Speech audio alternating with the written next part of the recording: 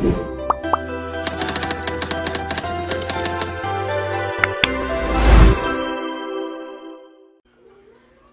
pangalan, edad at tagasaan.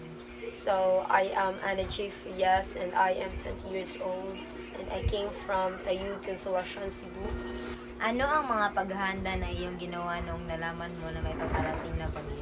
So, actually, first, I am just chilling in our house. Kaya actually, dili jud kay nako wala ra kay koy nabalaka sa bagyo kay I know nga dili ra kay mi maigo jud pero nakuyawan sad akong kanang mama kay kanang basin maapektuhan niya among balay pero thanks God kay wala ra masad. Noong nanalasa ang bagyong Tino, ano ang pangyayari na inyong naranasan? Wala jud mi nakatarong og katug ato kay it's because akong mama kay nagsigig na balaka jud kay kusog ang hangin and ang uwan. So very kanang struggle jud kay wala pud ang kanang kuryente ato kay.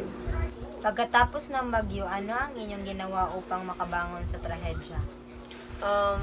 At first kay kanang lisod jud kayo in times ato kay walay work and kanang lisod jud kayo kay walay kanang tarong sources sa food but kanang nagtinabangay man ang mga tao sa amo atong dali ra jud ang pagbangon. Mayroon bang tumulong na naibigay sa inyo ang gobyerno para sa inyong pagsisimula? Actually, financially wala jud sila yatag ari sa in case amo kay murag pinili ra jud dili jud tanan nga mahatagan og financial. So pero sa kanang bugas sa kanang mga dilata kay naa ang DSWD. Ano ang mensahe ninyo sa mga taong nawala ng mahal sa buhay at nawala din ang kanilang bahay?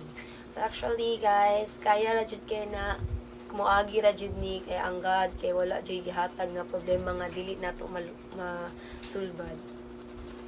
Last is ano ang aral na inyong nakuha sa pagkatapos ng bagyo? So dapat jud ay nga prepared ka o kanang expect the unexpected kay wala jud ta kay baw unsa jud ang mahitabo during ana nga bagyo. Pareha atong bagyuha is what nag-expect na daghan ang mga matay, daghan ang mga kanang mabahaan kay lagi gatuo nga hangin ra ang dala ug maora jud. That's all. Thank you, Miss.